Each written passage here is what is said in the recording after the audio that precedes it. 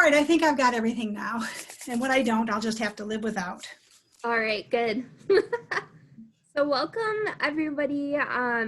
Thanks for being early, my goodness. It's good to have you all here tonight, and I'm really excited that Lynn is here with us in the new year. I know we're almost a month into 2021, and maybe it doesn't feel so new anymore, but I'm really excited to have her back. And I'm pleased to say that Lynn has agreed to do a few more presentations for us in the future, in the upcoming months. So look out for those. I will be adding them to our event calendar soon.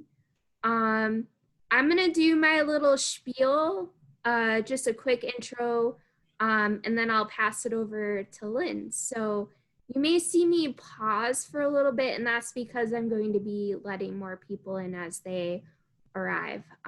My name is Katie Rothley. If you've never seen me before, I'm one of the librarians at Lyon Township Public Library. So I just want to thank you all for joining us tonight. I'm happy to answer any library questions you may have at any time. If you want my contact information, just let me know in the chat. I'm happy to give that to you. Or you can just use the chat function to ask a question. I also want to thank DIA Docent Lynn Bloom for this awesome presentation from the Detroit Institute of Arts Behind the Scenes series. So this is actually, we're calling it part 2, but it's the same presentation, but she's just picking up from where we left off. We're going to finish that. Before I turn it over to her, I just want to let you know we are recording this event. We'll be spotlighting Lynn as she talks and shares artwork, but feel welcome to either turn your video off if you haven't done so, or you can turn it on. If there's anything that is going on in your background or you move around too much, I may go ahead and turn your video off so it's not distracting. I'm also going to keep everyone muted.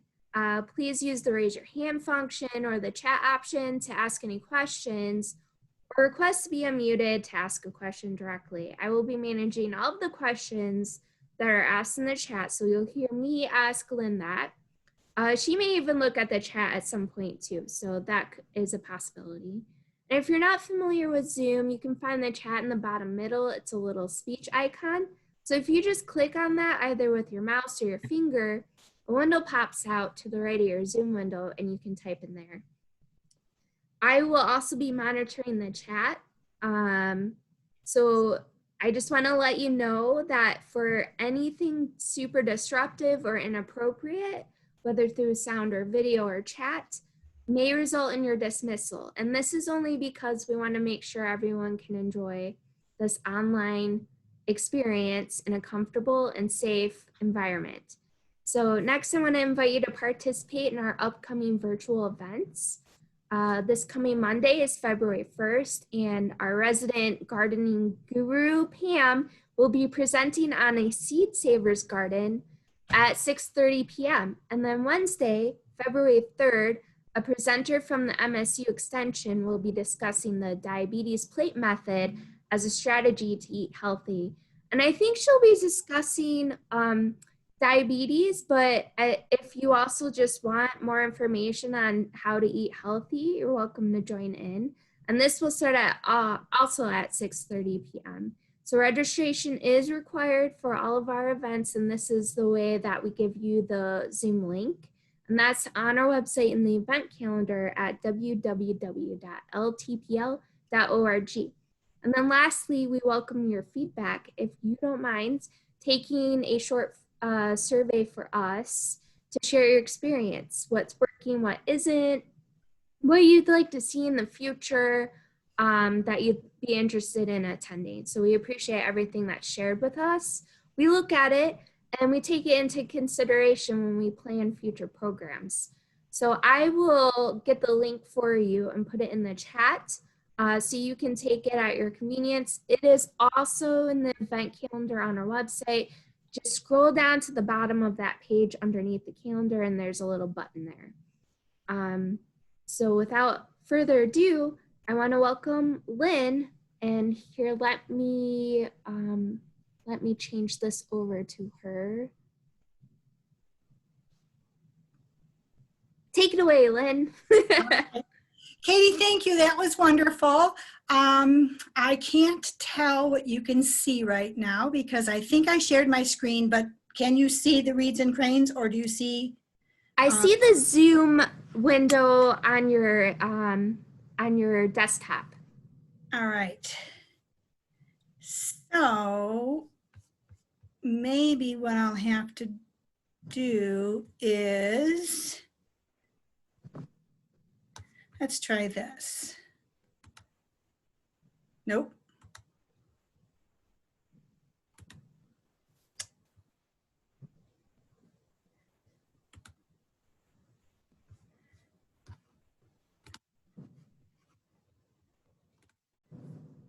How about that one? Oh, perfect. Yeah, that's it. Good. Yeah. Okay. Great. I'm going to try and pull up. My mouse isn't working, so I'm going to try and pull up the presentation on my other screen if I can. Can you still see just the one image of the reeds and cranes? Yes. Okay, perfect.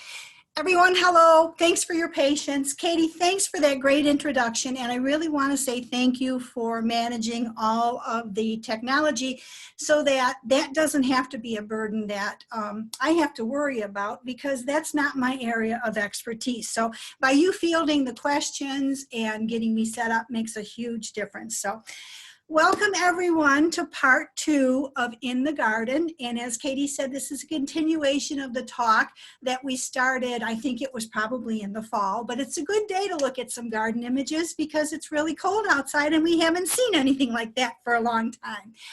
I want to remind you that the images we're going to look at may not be as simple as they may seem at first, because some of the images, all of them relate to nature and to plants and to animals. And that's basically the perspective that we're using to view these images today. So the first image that you see on your screen is called Reeds and Cranes. And it's a 19th century piece by an artist by the name of Suzuki Kiitsu. And because he is Asian, Suzuki is his surname or his last name, and Kiitsu is his given name.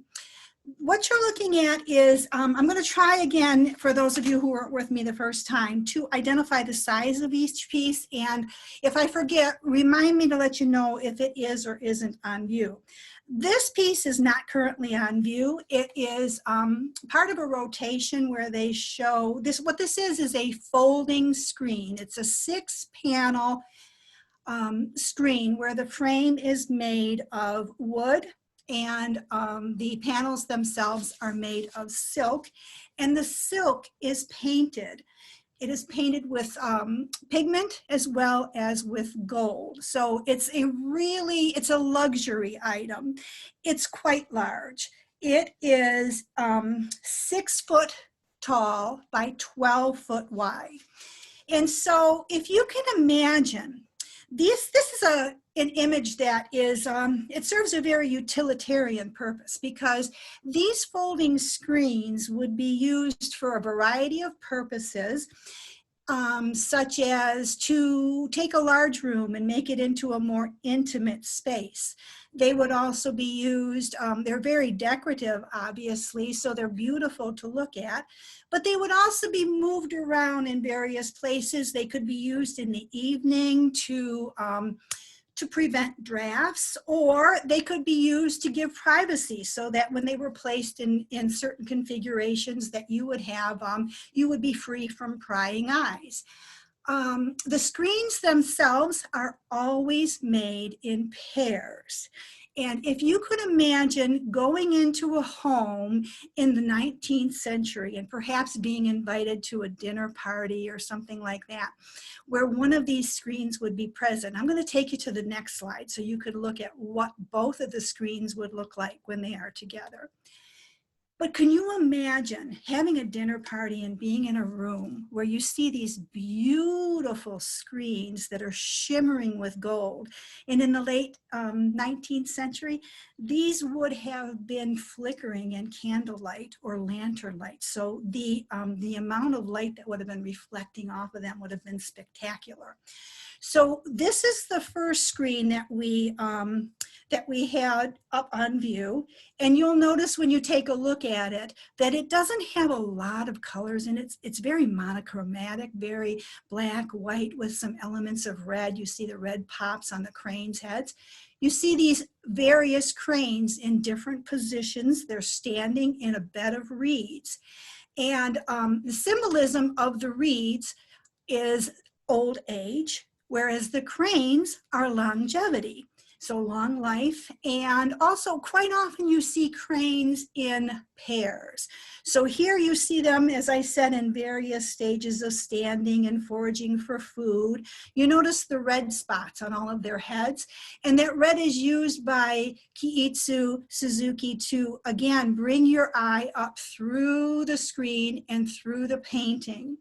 And it takes you, the screens are made to be read from right, so down from here to the left, and then it continues onto this screen here, the second screen, which would go around, and it ends with this little spot down here, which would basically serve for what we would commonly know as a period, meaning that's the end. Again, these were very luxurious items, very expensive, and Kiitsu Suzuki was a Japanese samurai. He was, most people think of samurai as warriors, which he was, and he was the highest level of a samurai warrior, which means that he was shogun. There were many, many shogun, and during the Edo period, which was about a period of, I think, 250 years in Japanese culture, where there was a time of extreme peace, these warriors were expected to balance their talents between the arts. So the military arts and the cultural arts. So this would be an example of how he used his time in the cultural arts to make a screen so beautiful as this. The other cultural arts that they would participate in would be things like theater. There was a theater known as No Theater, and all of these samurai would play all of the parts. They would wear different robes that were handmade of silk, and they would have different masks. And it was part of the training of the samurai to learn their cultural arts and their military arts, because it was believed that that was the best way of balancing and ruling, is to be balanced in between the different types of arts. I do want to point out the fact, something that's very important about these screens. So I'm going to go back to the first one. And you'll notice that when you're looking at the images, which I see cranes a lot because there are many sandhill cranes by us. And I have to say that these cranes are very realistically depicted, because that's exactly what you see them doing as you walk by them. But you also notice that aside from that, that little bit of blue that's here and the green that creates the reeds and the black, white, and red on the cranes themselves, that you have these large expanses of gold area. Now, this area is, in Western culture, we might consider that to be empty area. But in Eastern culture, that's not emptiness. It's called ma. It's done purposefully. And it's meant to be a pause or a stillness. And it is, ma is a philosophy that goes across all of the Japanese culture, not only in art, but what it's meant to do is to give you a moment to pause and to relate to the stillness and the quiet. And also it gives you a sense of the relationship between things, not necessarily the distance, but the relationship, where things are in relation to one another. I think it's a very interesting concept, and I have to say that there's another piece that we're going to talk about that's not an Asian piece, but it will definitely give you that same feeling of Ma. Are there any questions about this piece, Katie? Just my own. I'm wondering if the number of cranes has any significance at all. Not that I know of. And you know, now that you say that, something came to my mind, because I wonder if they're painted in doubles in terms of like multiples of 2. No, not necessarily, because again, I know that the cranes, you know, you see them used a lot in marriage ceremonies and birthday celebrations, because again, it's symbolic of life. But I don't know, you know, if it was a specific number for any reason.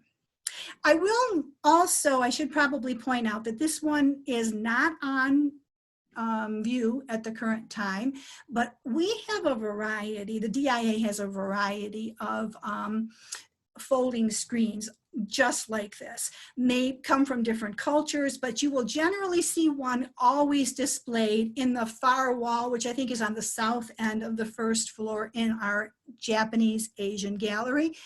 And this one was out in the first rotation.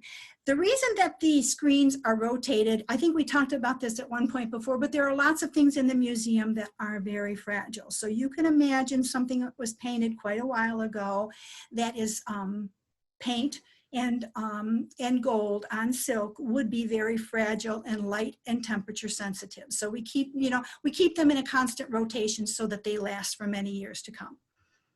Anything else, Katie? Not at the moment. Thank you, Lynn. Okay, let's go to our next image. Okay, so you might be wondering, why on earth would this image be in our garden and nature program? But if you look closely at the image, you can find a number of things that qualify this image, called the Virgin and Child with Angels. So while I'm talking about it, let's just, you know, all take a look closely at it and see if we can find some things that relate to nature. You'll notice that the image is very old. It's by an Italian artist by the name of Benozzo da Zoli. I have to tell you that I don't know anything about this artist other than the fact that, you know, that he lived a long time ago, and he lived in Italy. I do know that when this piece is on display in our Renaissance galleries, and when you walk into the gallery, the first thing you notice about this piece is how vivid the colors are. The reds and the blues are just remarkable in this piece, as well as the gold leaf that's used around the various, you know, like the auras and so on that you see around Mary and the child. The reason that the image is so bright and vivid after all of these years is because of the way that it was painted using tempera, which is a pigments that are ground, so pigments made from semi-precious stones that are ground and added to a water-soluble base. In this case, they were added to egg yolk, and that causes the color to remain very bright for many, many years. So when you're looking at this image, have any of you seen the things that are in that qualify this to be part of this talk, which contains plants and animals? Hopefully you have located this bird, because this bird is right here in the child's hand. That is a goldfinch. So let's look at the picture as a whole, and then we'll talk about some of the symbolic images. So we see Mary, and she is dressed in a vivid blue cape. Now, Mary is not being depicted as a humble woman here. You can see that her cape is lined in ermine fur. She has jewels that are painted along the cuffs of her sleeves as well as on her neckline. And she is holding this child very lovingly, who you see has this bird in his hand. The bird he is holding is a goldfinch. And the reason that the goldfinch is included in this painting is because there is a church lore. So I'm going to go to the close-up of the goldfinch. And you see this red spot that he has on his face. According to Christian church lore, the goldfinch received this red spot when Jesus was on the road, when he was carrying his cross in Calvary for the crucifixion. A goldfinch swooped down, since goldfinch like to eat thorny, thistly plants and things like that. The goldfinch swooped down and it plucked a thorn off of the crown that Jesus had been put on Jesus's head, which was made of of thorns, and it spattered his face with blood. So that is the ancient lore that follows this, the reason for the goldfinch in Jesus's hand. And the other thing that you may have noticed is that Mary has a star on her shoulder right there.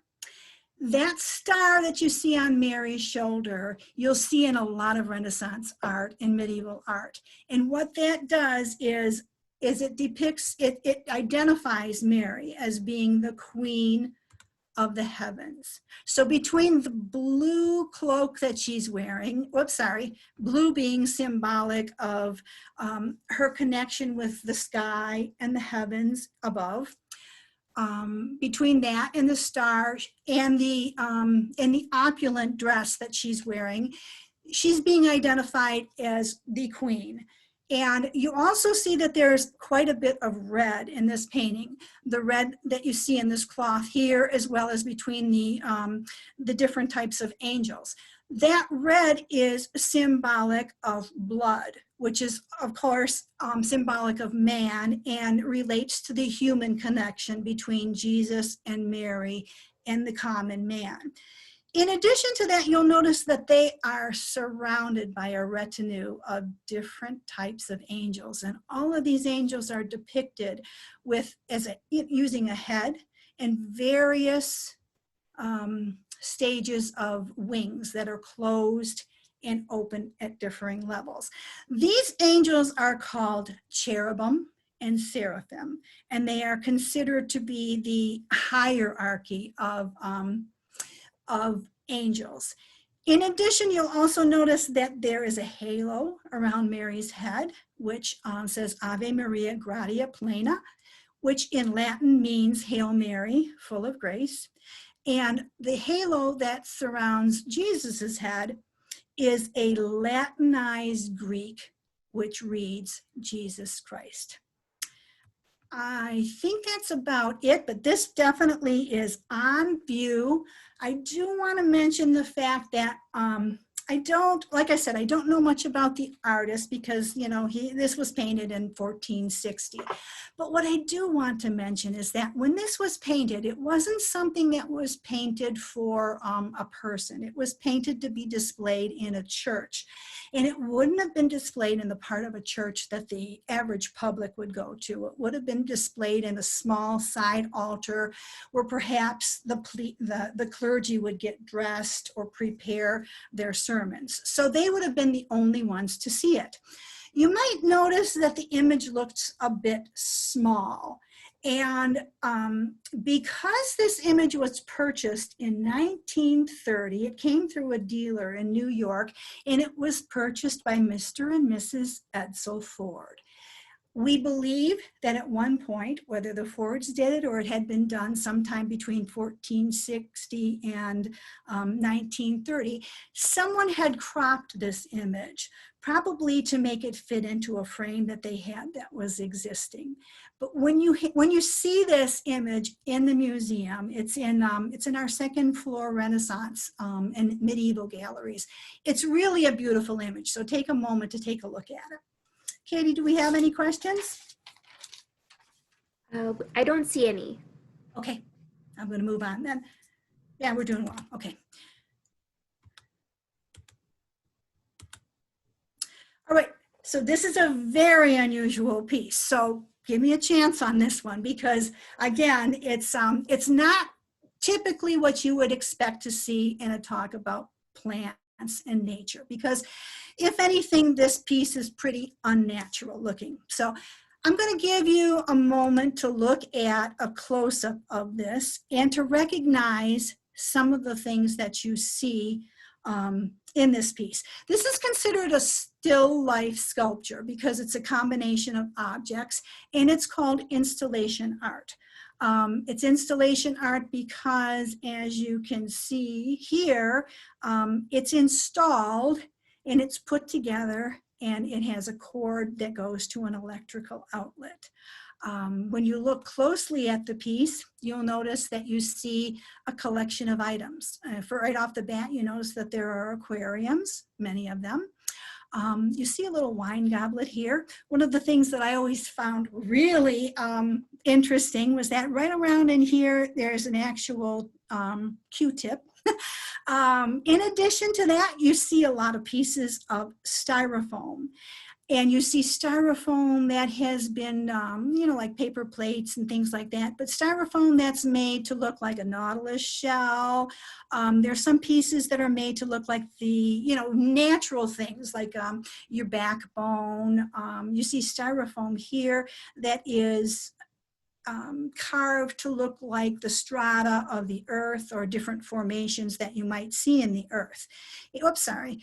This is a piece that's called sexton. So we'll go, since I clipped on this by accident, we'll go to this anyway. And sexton is just a small portion of a larger installation that was called the Triple Points of Water.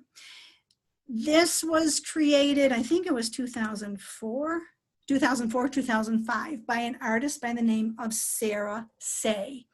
And I'm going to go back to that last image a little bit later, but I wanted to bring up the fact that in addition to the things that I pointed out that are very unnatural, there are some natural elements, and you'll notice that there are twigs and branches that are painted a very cautionary orange color, as well as the root ball here down on the bottom.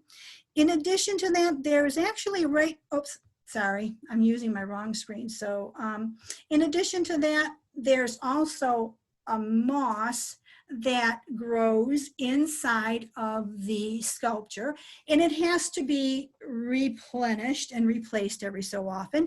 In addition to there's a pump. So that's what the electrical cord is for. The electrical cord is to give it light, as well as to power the pump. And the pump distributes water throughout the sculpture. And it also creates bubbles within the sculpture, which the bubbles cause the water to evaporate. So it has to be filled back up with water every so often.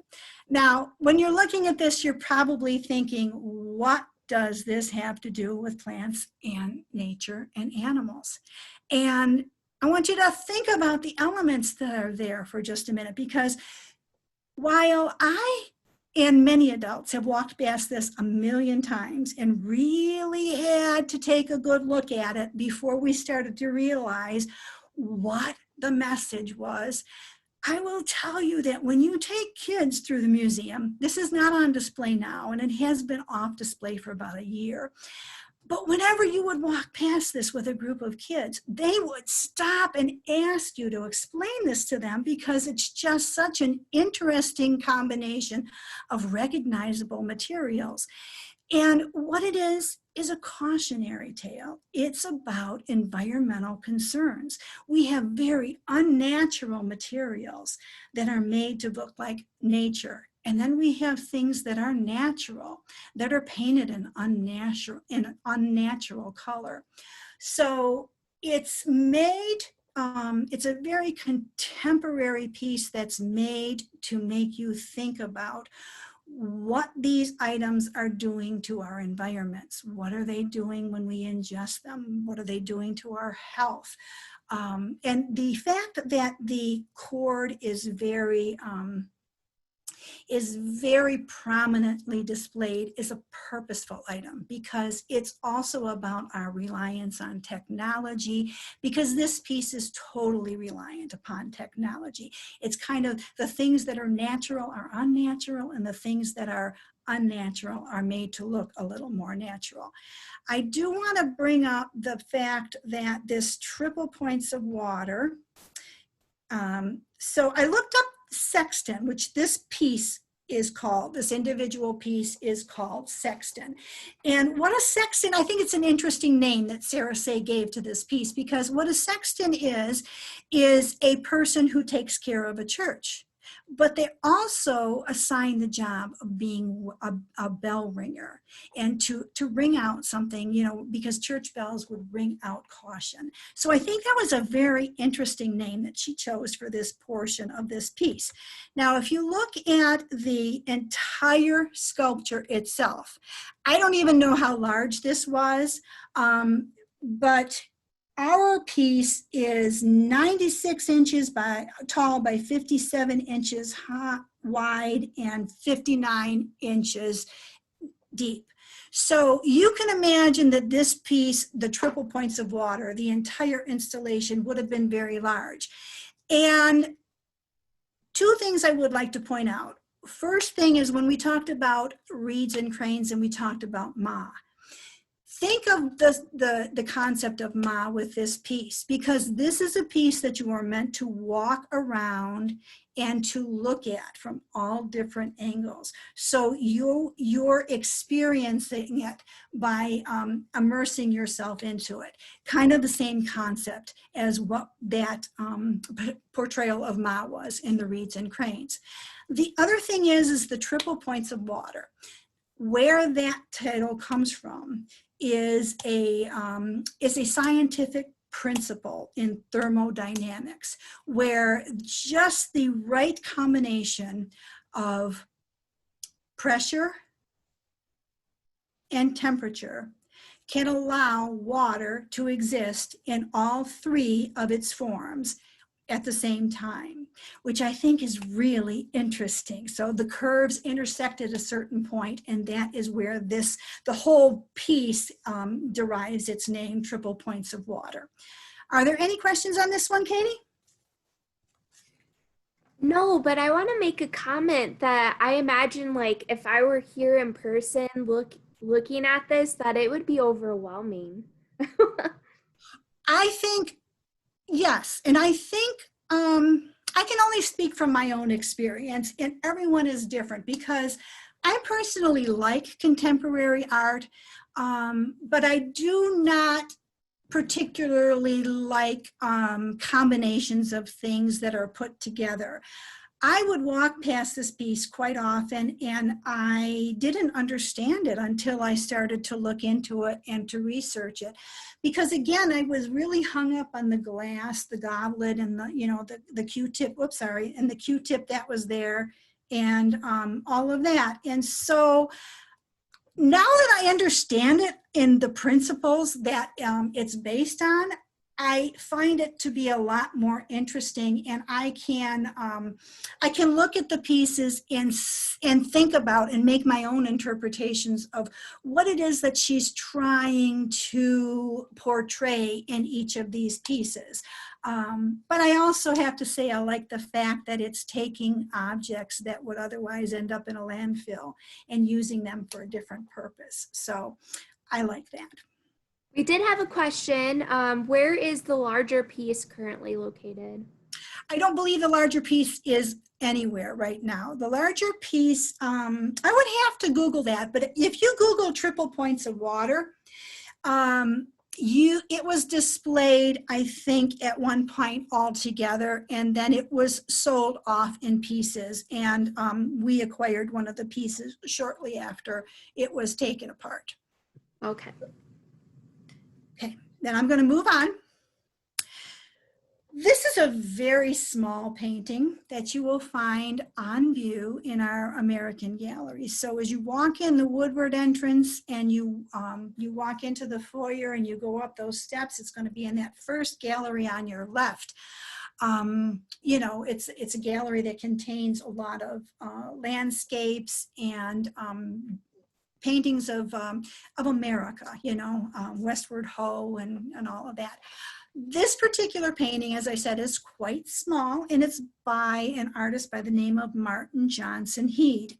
Now, Martin Johnson Heade was born on the East Coast, and he never really made him a name for himself while he was alive. He was an experienced painter, and his family actually encouraged him to be a painter. He was one of 11 children, and he changed the name he was given, last name he was given was H-E-E-D, and he changed it very early in his career to H-E-A-D-E because he wanted to have himself stand out from the rest of the family.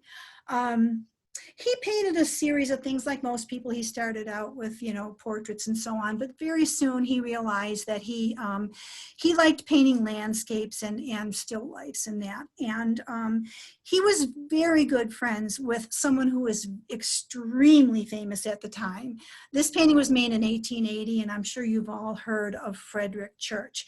He and Martin Johnson Heade were very good friends, and it was actually Frederick Church and his paintings of landscapes and his trips to South America, Brazil, and Ecuador that inspired Martin Johnson Heade to travel himself down to Brazil. And here he realized that there are so many species of hummingbirds within South America. There are over 300 different species. Some of them are as small as 2.5 inches from, you know, tip of their bill to the end of their tail. And hummingbirds are completely indigenous only to America, which made the fascination in the late 1800s with hummingbirds. It turned it into a craze because nowhere else do they exist. So Martin Johnson Heade made several trips down to South America, and he started, in some ways he was studying the birds, but then he became captivated by the plants. And so here, this painting is oil on, I believe it's on canvas, but let me make sure. Yes, it is. It's oil on canvas, but it's not even 2 feet square. It's 14 inches by 22 inches. So again, it's quite small. And in that same gallery, you'll notice that there are 2 other paintings of Martin Johnson Heade's that are landscapes. And one of the paintings that at the end, I will show you the one that we had talked about last time, which was also the Cherokee Rose, which was painted by Martin Johnson Heade.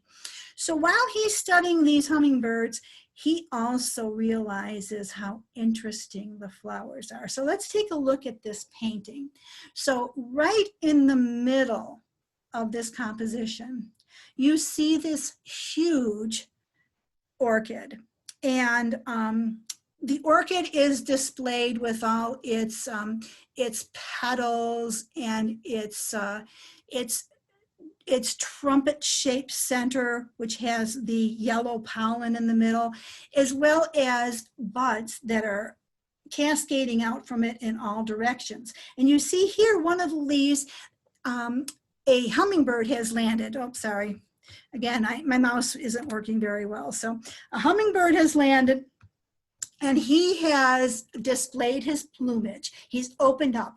And the Martin Johnson Heade has captured that hummingbird in a state of opening up, not in a mating ritual, but if you'll notice that there's another hummingbird that has landed on this moss-covered twig here, and the hummingbirds, their bills are facing each other, so they're adversaries. Hummingbirds are very territorial animals, and or birds, and they do not like to have other hummingbirds around. So this hummingbird is, they're waiting to enjoy the delicious nectar of this very rare and exotic flower, but they do not want to share it. So what will happen is that the two hummingbirds will fight until the stronger hummingbird wins and he takes over the position that he desires. In addition to the flower in the middle of the composition, you see how Martin Johnson Heade uses the trunk of the tree or the branch of the tree with the moss growing on it to bring your eye around. And then you have this tropical haze because we're in South America and it's warm and it's hard to know if we're at a very high elevation and we're in the clouds, because hummingbirds do have the ability to fly up to very, very high heights, and it doesn't affect them or their respiratory system like it would affect us. Or if it's just the humidity and the haze, but you can see that depicted in this whiteness here, as well as the mountains that are in the background and down some body of water, perhaps a stream, don't know, or a lake. I will say that the hummingbirds that are displayed in this piece, while they do look very similar, they are not. The one hummingbird, I'm told, is a chorus sheer tail hummingbird, and that is a close-up of that chorus sheer tail. If you look, even though they are colored very similarly, you'll notice, oops, sorry, I'm going on the wrong mouse again. You'll notice, even though that they have very similar color patterns, that it's quite different underneath their underside. And so that's why they're two different. I believe that this second one here, whose feathers are down, is a Brazilian amethyst, I think is what it's called. I also want to point out the fact that Martin Johnson Heade made it his life's work to paint hummingbirds and orchids because he found them to be a very exciting subject. So he painted many, many versions of this. Unfortunately, like I said, he was not a painter that became well known in his time. Yes, he sold them, but he sold them to average people. He didn't ever acquire great commissions. When he was about 60, I think it was 65 years of age, he moved down to St. Augustine, Florida, and he married a woman who was 25 years younger than he was. And he taught painting classes. I'm trying to remember the name of the industrialist that opened a resort down there, but he was the industrialist, I think maybe Flagler was his name, that he was the one who started the Standard Oil Company. So while Martin Johnson Heade was not extremely popular as he was painting, his popularity grew, and after he passed away, his paintings became very popular. A lot of times they say that you will find paintings made by Martin Johnson Heade in thrift stores and in garage sales because, again, they didn't warrant a huge price at the time that they were being made, but now they would definitely be valued highly. So people, the common people would have them. Katie, do we have any questions about these? I don't see any questions. Okay, and I think that the name, anyone who's out there who's if Ruth is there, I think I did see that she probably jumped on. I was told that this is a Cattleya labiata orchid that's on the left, but I don't know much of anything about the orchids. I will say that the relationship between the hummingbird and the orchid is a very symbiotic relationship. The coloration is, the similarity and the coloration isn't just a fluke or an accident. They're both reliant on each other in nature. All right. Oops, sorry, gotta click on. Here we're gonna go to the next one. This is a vase. It is made of glass and it's called a Jack in the Pulpit vase. It was made in 1915. It was designed by Louis Comfort Tiffany, and we all know Louis Comfort Tiffany. It was an American. This vase is on view, and it is on view in our American wing. If you know where the Pewabic niches are, they are off to the left of the Great Hall. This vase is contained in one of those niches. And the vase itself is about 2 feet tall. I think that this is one of those things that the picture of the vase does not do it justice. When you see it in person, it's really stunning. So you can see that the shape of the vase is derived from the shape of the jack in the pulpit plant.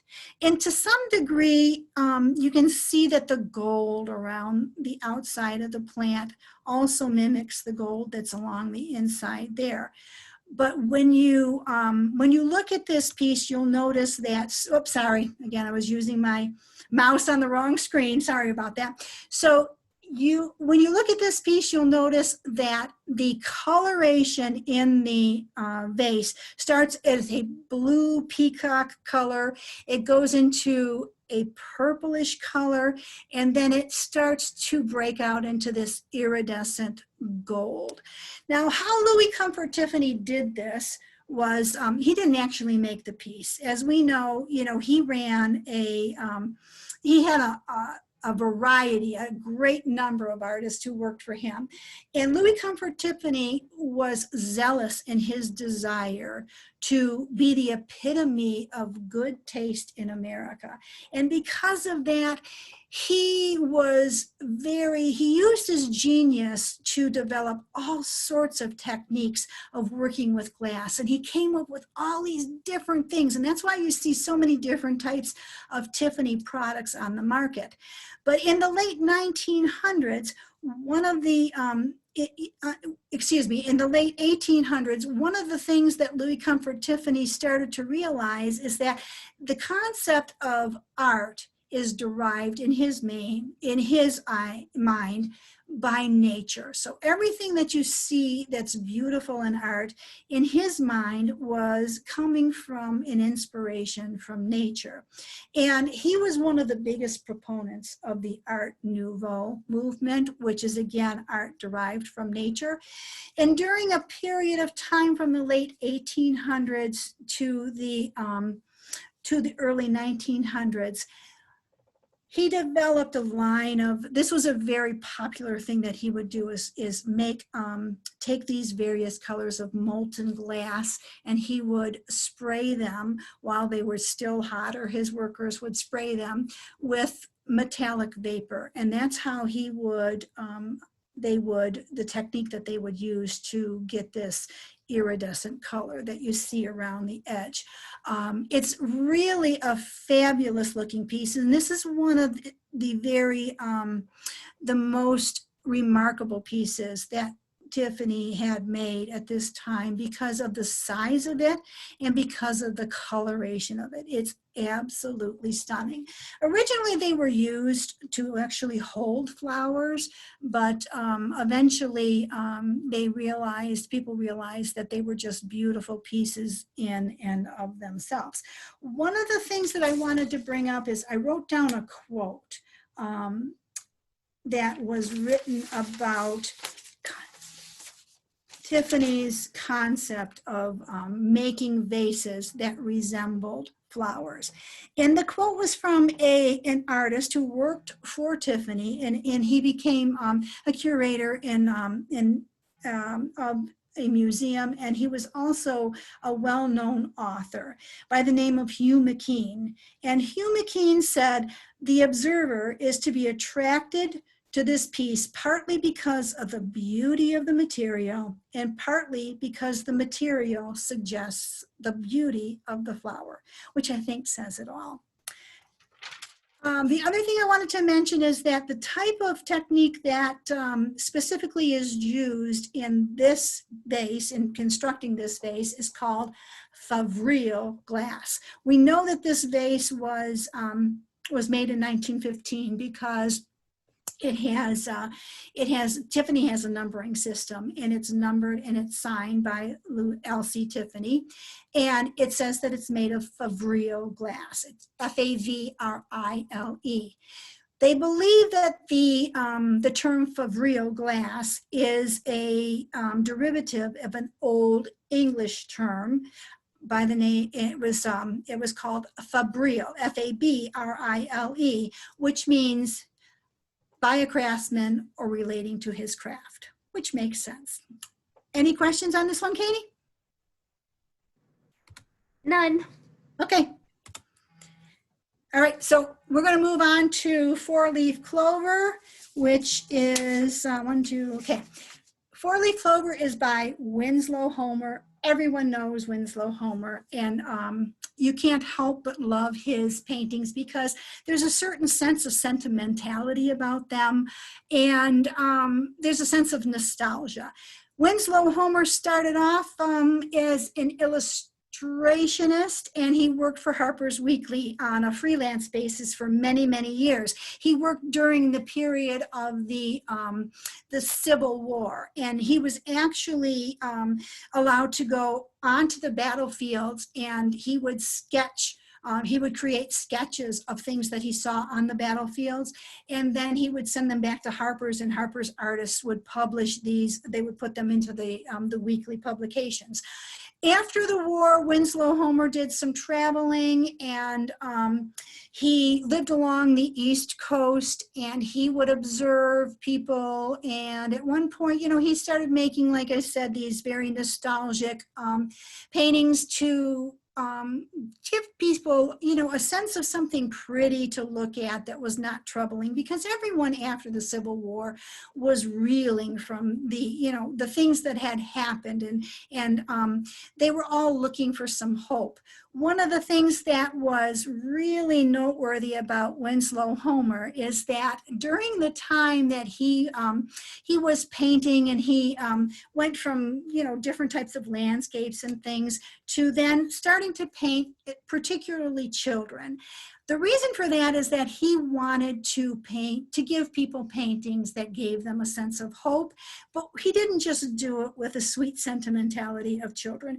He gave them an adventurous spirit. He and Mark Twain were noted in history for giving children that sense of adventure and mischievousness that made them a little bit more interesting. So when you look at this piece, you notice that there's a little girl sitting here in her little white, probably summer dress, because you see a lot of flowers that are blooming. There's flowers in these planters. You see vines growing up, again, blooms here.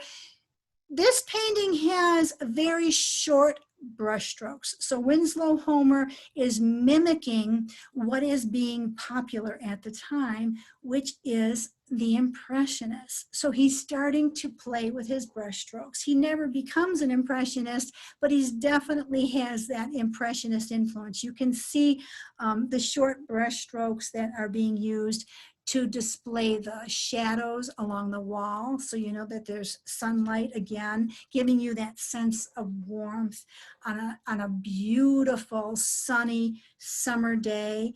You see these fuchsia plant that are blooming here, and they're all surrounded by a multi-pane window that's probably at the basement level of some type of a building. But what the girl is holding in her hand, you can see, is a four-leaf clover. And again, the symbolism of the four-leaf clover is the same as the symbolism of using the young girl. It's about the hope of things to come, and in the desire for something bright in our future. Now, talking about sentimentality, most people love this painting, and it's called The Nut Gatherers. It was made in 1882 by a French artist by the name of William Adolphe Bouguereau. This painting is the epitome of a sentimental painting that was popular in the late 1800s. Look at this painting. It's gorgeous. It's easy on the eye. You see these two young girls, very innocent. Look at their faces, their smooth skin, their eyes. They're having fun on a summer's day. They've been out collecting acorns, which is how it gets its name, the nut gatherers. And they don't have a care in the world. It's about the innocence of youth and about spending a summer day in a glade with your friend and having no adult concerns to tie you down. When you look at this painting in the museum, this one is usually always on view. It is in one of the galleries that is next to Rivera Court.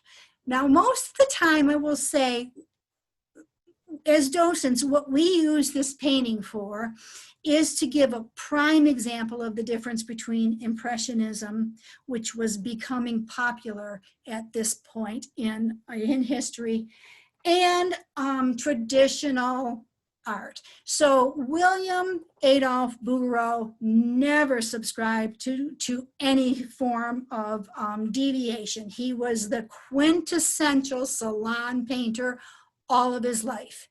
He was very successful in his life, and he painted this in 1882. It was purchased, like many of his paintings, either shortly after it was finished or before it was actually finished, by a gentleman here in Detroit by the name of James Scripps. And the museum, James Scripps loaned this painting to the museum in 1886 for the art loan exhibition, which was a form of raising funds to fund buying art for the museum. And from 1886 until the present day, this painting has always belonged to the DIA. So it's the provenance goes directly from the artist right to its first and only purchaser. Now, the painting wasn't given to the DIA until I think it was 50 years after Scripps died. It was given by his family. I think it was 1977. So it's been a period of 70 or so years in the museum just on loan, which is pretty remarkable. It does travel. It's requested to go out quite a bit because, again, it is a very easy image to look at, but it represents the epitome of how painters would spend meticulous hours. These girls sat in front of Bouguereau for many, many hours in order to get these faces and all of this detail so precisely painted. When you look at this painting, my favorite thing to look at is the fact that these girls' feet are dirty. Now, who can't relate to that? I mean, when we were kids, we walked around without shoes on all the time, and our feet looked just like that. But he takes the time to paint that dirty foot, and it's just a very charming piece. I would like to note that when you look at the painting, you notice that on the girl with the dark hair, around her head, she's almost got an aura of green to highlight her. And with the little girl with the blonde hair, she has an aura of darkness. But you also notice that he's painted all this foliage in the background, and he's given us a little entryway out into the distance so that the painting doesn't appear claustrophobic or closed in.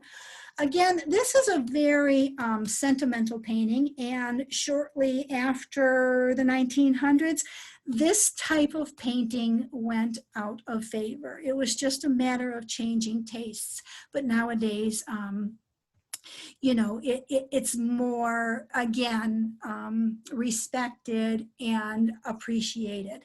For many years, the DIA would put on Valentine's Day, they would have different ways that you could vote for your favorite painting. And this, for many years, even 100 years after it was created, has been voted the most popular painting in the museum. So if you haven't had a chance to look at it, next time, take a good look at it because it really is beautiful. Any questions, Katie? Well, I had one about the previous one. Why do you think he didn't paint her eyes? Oh, I think her eyes are just, that's a good point. But I would say that I would think her eyes are kind of being obscured by the shadow of that hat.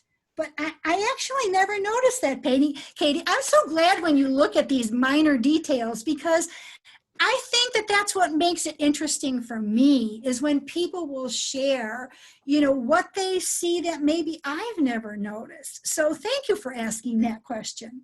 I think there's a little bit of an indentation there, but there certainly isn't any effort made to put in any detail. You are so right. Thanks, Lynn. Anything else? No. All right. So then we're going to go to, again, a really famous painting. And I could spend an entire hour on this, but I'm not, because we're going to stay within the theme of our talk today.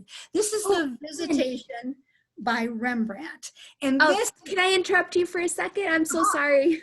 I had a question from somebody in the audience. Did the two girls get paid to sit? I don't know that. We could probably Google that, but I do know that if you look at the paintings that were done by Bouguereau, you will see these same girls in many of the paintings. So if I were to guess, I would have to say yes, but I don't know that for a fact. All right, thanks. Okay, so we'll move on to The Visitation now by Rembrandt. This, again, is a really small painting. It is 22 by 19, and it's oil on a cedar plank. We're going to stay with, again, the theme, because this is a very small painting, but it is a huge story. And in such a small piece, there's so much detail and so much symbolism. So the story that is in this painting is from the New Testament of the Christian religion, and it relates to Mary, who you see here, when she goes to visit her cousin Elizabeth, who you see here. Now you'll notice that there is, Rembrandt uses this undisclosed source of light to draw your attention to Mary and Elizabeth's faces. And you'll see that they are hugging one another, again, because they are relatives. But the story that's going on here, he uses a lot of things to show you that Mary has been on a trip. You see the servant here is removing the cape from Mary that she has worn on her trip. And you see down here that there's a man who is leading a donkey that has brought them here from this town, which is a depiction of Bethlehem and Jerusalem.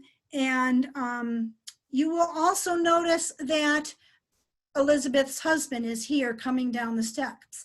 Elizabeth's husband is quite elderly, and that is being clearly depicted to you by the fact that he's being aided down the steps by this young man here.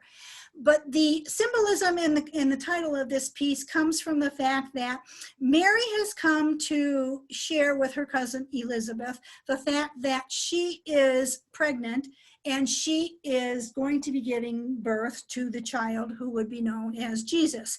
And at the same time, miraculously, Elizabeth, even though she's older in age, is also expecting, and she is expecting the child that will grow up to be John the Baptist. And so this is the first meeting of those two unborn children. I am going to go to the next slide because I want to focus right down here in the corner here is what we're going to focus on, because this is what has to do with plants and animals in this talk. So in the corner there, you see that there is a pea chick or a pea hen and her babies and a peacock.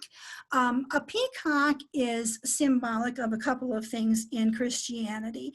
One of the things that I read that it's symbolic of, in which it comes from a pagan tradition, is that for some reason the pagans believed that peacock flesh would never decay.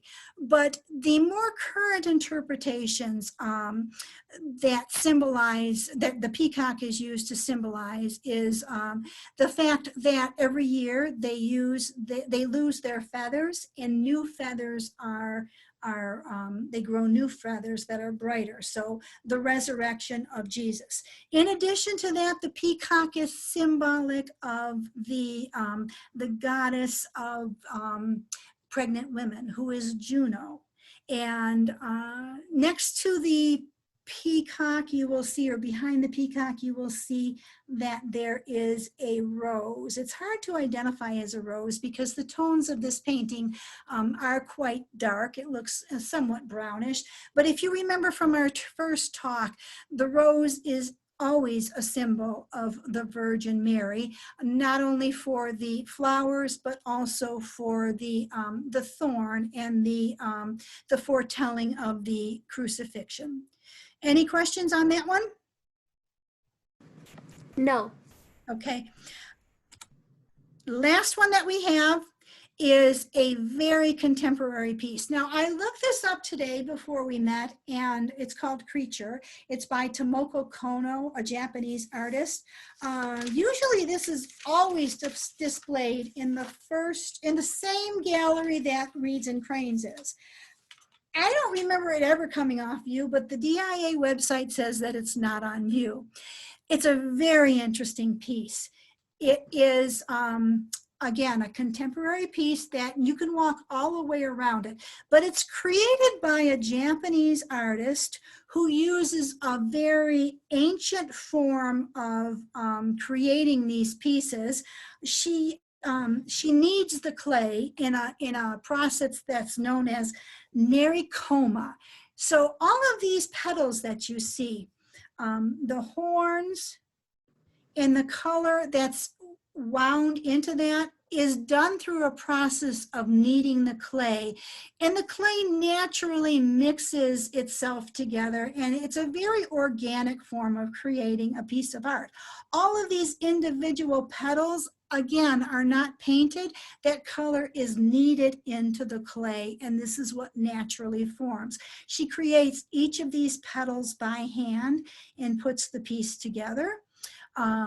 She doesn't necessarily start with an idea in mind, very much like Michelangelo, or in more contemporary terms, maybe sculptor Henry Moore. She allows the material to create the final product. And when you look at this piece, a lot of people are reminded of animal horns on this. But what I have a tendency to see when you look really close to it, it reminds you of sea life, either the creatures that grow under the water or the plants that grow under the water, and how they undulate back and forth with the waves and the currents. And it's a very organic piece. It's very interesting to look at. It's encased in a plastic, in an acrylic box so that you can walk all the way around it. And one thing I would like, so Tomoko Kono was here in 2016 when we reopened the Asian galleries. And she talked about making this piece and the fact that for her creating these creatures, which she does quite often, is again a very organic process. And this happened to be a piece that she created right after the death of her father. She did tell us that somewhere in this piece, there is the shape of a smiley face, you know, the two eyes and the smile along the bottom. I've never been able to find it. So if any of you ever see it, let me know where the heck it is, because I've looked, but I just can't see it. So that's the end of my presentation. Do we have any quick questions on any of these? I have a question actually for you. What is, if you have an answer for this, what is your favorite piece in the Detroit Institute of Arts? I don't have one. Oh. And you know, and I know that there are a lot of people on here, because I saw some of the names, that are volunteers as well. And I have to say that You know, there are some pieces I started out loving. Like there's one on the third floor that is a sculpture, and it is, oh gosh, I can't think of what they actually call it, but it's Rebecca. That was always one of the pieces that I walked by and I could never not stop and look at. But it changes when you spend time in the museum and you see galleries at different times of day and different shades of light coming in. Things will spark your interest that you never thought. You look at it and you think, was this here? I never noticed it before. And then the more you're in the museum, the more you get exposed to things, the more you start to like other things. So things that I thought that I would never like, once I started to learn about them, I couldn't help but appreciate them. Personally, I think if I had to pick one thing that's in the museum right now, which is really a good question, Katie, you know, we have an exhibit that's currently on display by the name of Cars. So if no one has, if you're not aware of it, you should probably hop onto the website and take a look at it. And I'm scrolling through this while I talk because I want to show you something else. What I wanted to say about, there are 12 cars, actual physical cars in the museum. So all of the contemporary galleries have been reinstalled to other places. All the contemporary pieces have been reinstalled.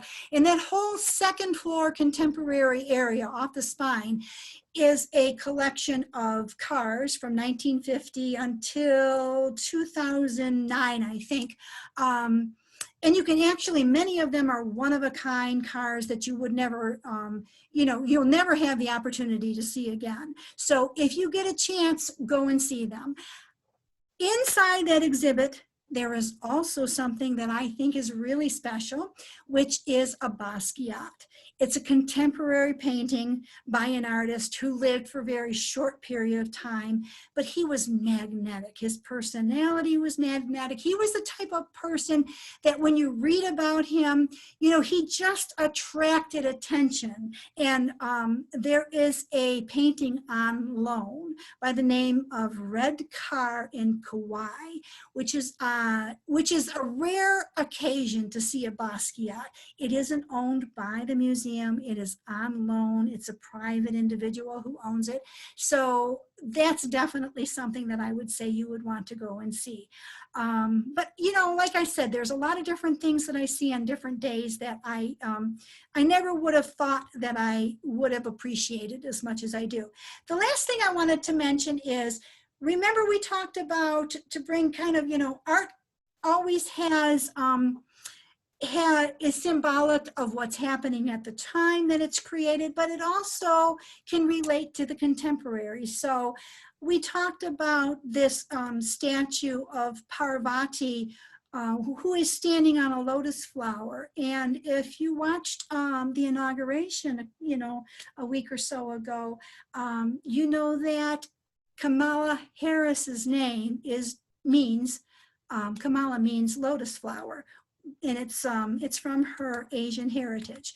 The other thing I wanted to bring up is the fact that way in the first time when we saw this one painting here, Cherokee Rose, that's also a Martin Johnson Heat. So if you go into the museum, I think there's 3 in that one landscape gallery, and this one is next door to it in where they had the huge court of death. So other than that, thank you everyone. And next time I think we're going to do Rivera Court, right? Because isn't that what we scheduled, Katie? I think so. I don't have my notes in front of me, but I think that is the next one that we will be doing. And what I'd like to do when we do Rivera Court is at the end, I'm going to give you some bookends. So those of you who haven't gone down to the museum to see the Cars exhibit will be able to see a few of the things that are in that exhibit. And I do believe, I read in the newsletter that I think they've opened, they've opened another exhibit, which is in the second floor exhibition area, which I believe is probably African-American art. So that's worthwhile to go and see. There's always something new. And then the other thing is there's a photography exhibit down on the first floor that is at the back of the Middle Eastern galleries, and it's on all photographs of Detroit. So it's like taking a trip down memory lane, many things that you'll remember from your childhood. So if you haven't been down there, go down and check it all out. There's no cost for the extra cost for the exhibition. So thank you, everyone. Thank you so much, Lynn. And then I did put for everyone who attended, if you have a moment, I did put the link to the program survey in there. So if you feel up to it, please fill that out for us for feedback. And thanks again for everyone who attended tonight, and especially to Lynn. So I look forward to having you back here to present for us in a month or so. I can't remember. I'll have to look that up. But keep an eye out, everyone. I will be putting her next couple of presentations on our event calendar soon. Thanks, Katie. We'll see you soon. Bye, everyone. Thank you. Bye, everyone. Have a good night.